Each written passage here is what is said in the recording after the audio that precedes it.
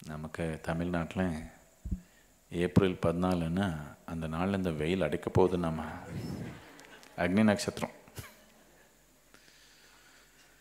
இது ஒரு புது வருஷத்து ஆரம்பமாகவும் இருக்குது. நம்ம விவசாய கலாச்சாரத்தில் இருந்திருந்தால் இது ரொம்ப ஒரு முக்கியமான ஒரு நாள். இந்த அக்னி நட்சத்திரம் வர்ற நாள் வாழ்க்கை முறையே மாறிப்போகுது. விவசாயத்து வாழ்க்கையில் இருக்கிறவனுக்கு வெயில் காலம் வந்தால் அவனுடைய வாழ்க்கை முறையே மாற்றிக்கணும். இப்போ நம்ம வீட்டுக்குள்ளேயே ஏர் கண்டிஷனர் போட்டு ஃபேன் போட்டு உட்காந்துருக்கிறதுனால நம்ம கொஞ்சம்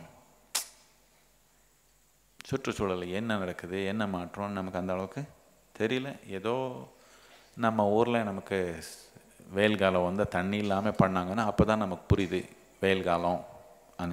பவர் இல்லாமல் பண்ணிடுவாங்க, அப்போ நல்லா புரியுது நமக்கு வெயில் காலம்னு. அப்படி இல்லை, கொஞ்சம் நீங்கள் வெளியே வந்து கொஞ்சம் உணர்ந்து பார்த்தீங்கன்னா ஒரு பெரிய மாற்றம், ஒரு புது தன்மை நடக்குது. இன்னும் 2 நாளில் ஒரு புது தன்மை நடக்குது.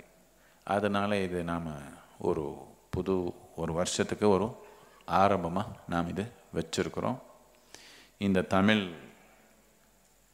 கலாச்சாரத்தில் இந்த தென் இந்தியாவில் இந்த அக்னி நட்சத்திரம் அன்று வர்றப்போ மனிதனுடைய வாழ்க்கை முறையே மாற்றிக்கணும். அவன் எந்த மாதிரி உணவு சாப்பிட்டுக்கிறான், எப்படி நடந்துக்கிறான், எந்த டைமில் எழுந்துக்கிறான், எந்த டைமில் செயல் செய்வான், எல்லாம் மாற்றுக்குவான் விவசாயத்தில் இருக்கிற மனிதன். இந்த ஒரு நாள் நமக்கு ரொம்ப முக்கியமான நாள். நாம் எல்லாமே இப்போ விவசாயம் பண்ணலைன்னாலும் நாம் உயிரோடு இருக்கிறதே விவசாயினால தான். அதனால்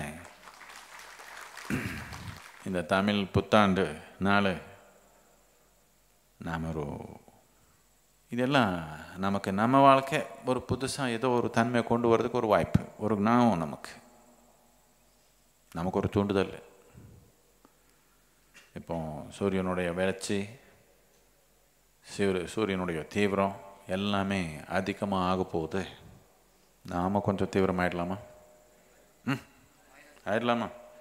அப்படி பண்ணிக்கணும். தமிழ்நாட்டில் இருக்கிறவங்க எல்லாமே, தமிழ் மக்கள் எல்லாமே இந்த புத்தாண்டுக்கு நம்ம ஆன்மீகத்தை தீவிரம், நம்ம உயிர் தீவிரம், நம்ம உடல் தீவிரம், நம்ம மனத்து தீவிரம் எல்லாமே நாம் ஒரு புது நிலை கொண்டு வரணும்.